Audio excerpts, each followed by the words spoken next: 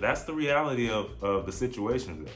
Being an employee, you're literally on the expense side of the business, and sometimes they have to make those hard decisions to cut losses with you so that the business can keep going. What's going on, y'all? This video today is about tech layoffs and the top departments to recession-proof yourself during the 2023 tech freeze.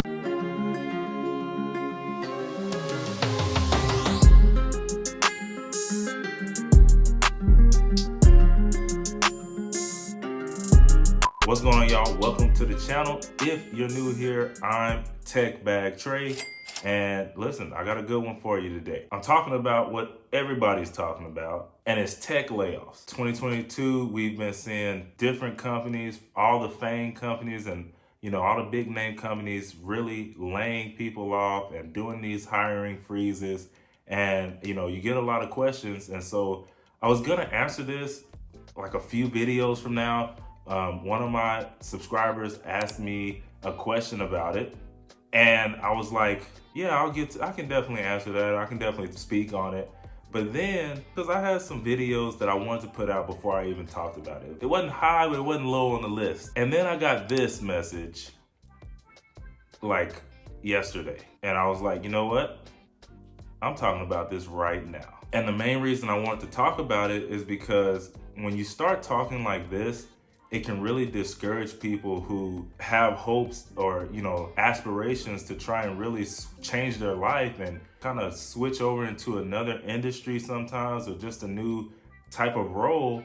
And when they see stuff like this, then it's possible that they could deter them or really just kind of take them out of what they're destined to do or where God has them going right now. And it's all because of something that you don't really know the full story about.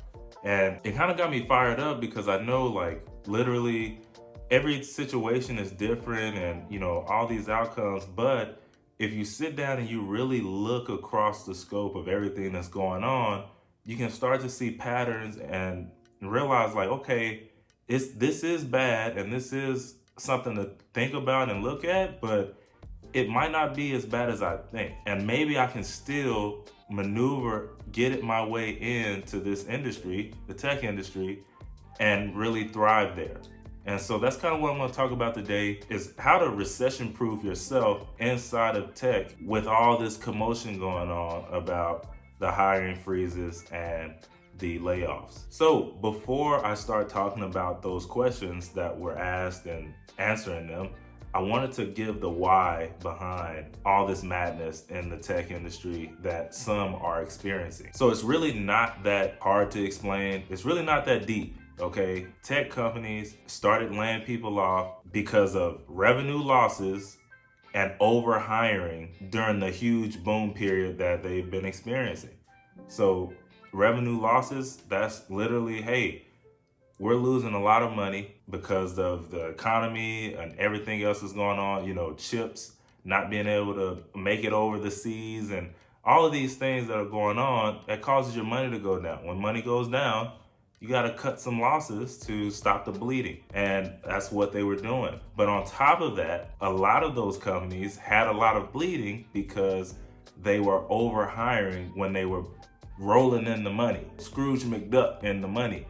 Then they were doing a lot of hiring, and it kind of like inflated their employees and what they had. So then you got a lot of employees, and then money has now dropped down. So it's like, yo, how do we save this money? Quick tip here. If you only have one source of income and it's coming from a job, like a W-2 job, which, by the way, there's absolutely nothing wrong with working for somebody's company. What better way to learn how to run a company, if that's what you desire to do, than to work for somebody else and see how they're operating good business. But I digress. If your only job is a W-2, what you have to realize is that as an employee, you are on the expense side of the profit and loss sheet, okay? So when they're going through, you're on the same side as an employee as the light bill. So to make it make sense, if the options are to keep you on as an employee, no matter how good you are, we love you, awesome, right? That's one option. Or to keep the lights on, what do you think they're gonna pick? It's kind of a no-brainer, and really it's for the longevity of the company. As if we can keep these lights on long enough, we can possibly make more money. And who knows, maybe later on down the line, you might be able to come back on, or if you're not too scarred or whatever. But that's the reality of the situation there. Being an employee, you're literally on the expense side of the business. And sometimes they have to make those hard decisions to cut losses with you so that the business can keep going. And that's what we were seeing, during these tech layoffs and hiring freezes. All right, so now that we got that out of the way, I'm gonna talk about the number one spot you wanna be in tech if you really wanna be recession proof and really insulate yourself in the company for the long haul, regardless of what's going on around you, maybe in your company, maybe not. If you're in this position, if you're in this department, more than likely you're gonna be okay, or you're like one of the last folks to go. And that department is the tech sales department. Now, I know I might be biased or whatever, right? I am in tech sales. But the truth of the matter is, when you're in tech sales, for any company in that matter, but specifically we're talking about tech, when you're on the sales team, you are responsible for other people's entire salaries. Stay with me here. The money that you generate on the tech sales team literally pays salaries in other departments and other employees around the company. You're paying their salaries by the money that you're generating that tech company. So without the tech sales team, and your company is only, going off of word of mouth and organic traffic, I'll tell you this right now. You might have a great start, but over time, this is what that business is looking like, because there's nothing that's bringing more revenue into that company to keep it going on that upward trajectory. So when you're on the tech sales team, you're pretty much in there. Because listen, you're bringing in the money. Like, hey, but we can cut these things out of our company, or, stop doing this, you release these people. We can do all these things to kind of lower the money going out. But guess what? If we keep this tech sales team here, we can increase the money that's coming in. And if we have enough money coming in, that can kind of shelter us and keep us working throughout this drought or throughout a recession or whatever is going on. If you have a good sales team, you're pretty much good. So that's why I believe that the tech sales department is pretty much recession proof. Now, a little caveat here though. Let's say your company is in an industry that is getting hit pretty bad. And also, let's say you're one of the last people to get hired. It is possible, and it is standard across all businesses, a lot of businesses, that the last in is the first out. So there is that possibility. But like I said, if you're on a team where they're not even thinking about letting y'all go, I know at my company, we've literally been hiring for as long as I've been there. Like every day up until, as we get ready to cross over into the new year, they've been hiring. And one thing that showed me is like, with all the stuff that's going around in the news and things like that, there are tech companies that are handling their books well, that are making sure that they're bringing in more business so that they can keep business going until all of this mess blows over. And it really just gave me hope, and it allowed me to see like, wow, this little industry, right, tech sales, this little department can do big things for big and small tech companies. So, like I said, when I see comments like that guy put, it really kind of makes me sad and mad, because like you're deterring people who might have an interest in getting into tech sales because you're looking at headlines instead of actually reading and digging deep in. When I looked, what I saw is there were a lot of other types of job roles that were getting cut by these tech companies.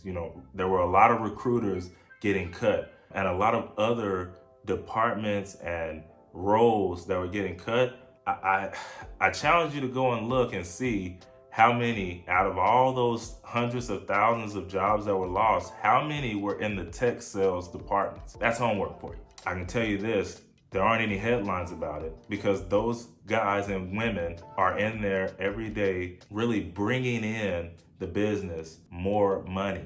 So think about it like this. If you go back to the comment that I said earlier, employees, right, being on the expense side of the P&L sheet, profit and loss, what about the people who bring in direct impact revenue by bringing in more business? Technically, they're on the profit side, right? So you can say, hey, customer service, and this is not downing customer service, they're definitely needed. You got to have great customer service.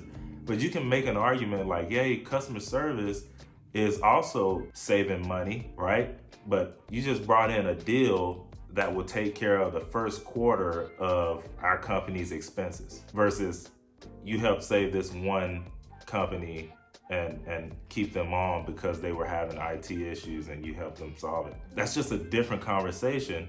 And again, that's the reason why I say tech sales is really a recession-proof department inside of the tech companies. So if you're thinking about getting in tech and you don't know which kind of direction to go or what department, I suggest going into tech sales. Now, also, if you have no experience and it's something that you want to try out CourseCareers.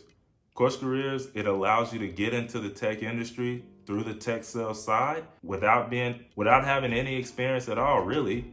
If you don't have any, they have ways to help you get experience, and they also have companies that they work with in the tech industry that can get you in the door, and then you'll be on your way. Now, the program is $500, but that's really a bargain when you think about the salaries that people are getting, $50,000, $70,000, $80,000+ salaries coming straight into tech sales at the entry-level position. And then months later, these people are going on to do well over six figures and having great lives. So if that's something that sounds good to you, if you want to change your career and get into something else, I encourage you, click the link in the description, check out CourseCareers, and they've given me a gift that I can re-give to you. All right, if you put in the discount code section, Trey50, they're going to give you $50 off. So for $449, you're going to get a new skill and go into a new industry that makes a lot of money. And if you're in a dead-end job or you're at a place where you're like, hey, I don't see the light at the end of the tunnel, I encourage you, check out the tech sales tunnel and see what it has to offer for you. I know for me, it was gold at the end of that tunnel. Hopefully it's the same for you. Now back to whatever I was talking about. When I started looking and digging in, I didn't see it really affecting the tech sales industry, the tech sales department of these tech companies. And so I knew right away, I'm like, yo, I don't care what this noise is saying out here. I'm gonna go and pursue this because even if I get in at the low end, it's better than where I'm at now. And the light at the other end of that tunnel, right, is way brighter than the light at the end of the tunnel I'm going through right now. I'll just have to wait out the storm if I need to do that. And, I didn't have to do it. And there's a lot of other people that do not have to. So for that guy, like I said, I just instantly saw a scarcity mentality, a scarcity mindset. Personally, I don't operate that way. I just believe that everything that God has for me, it is for me. And there's nobody that can, stand in the way other than myself, right? God's not gonna make me take opportunities, but if he has it there for me and I'm willing to go and get it, like put in my side of the work, he'll do the rest. And that's just how I feel about it. And it hasn't failed me yet. So that's what I kind of told that guy. I was like, yo, you gotta chill out with that. There are other people who have faith in their abilities and faith that they can still make it in this industry. When you have over 150,000+ job openings for tech sales still today that are wanting to be filled, I couldn't get with what he was saying. So anyway, enough about him. Hopefully I said something in this video that kind of gave you some kind of peace of mind, or at least a clearer vision when you're actually doing your research on the tech industry and what it has to offer, and maybe going into different roles that you might be thinking of going to. I encourage you, go into Google and try and type in which jobs were actually really majorly affected, and then see if that's something that you're even considering.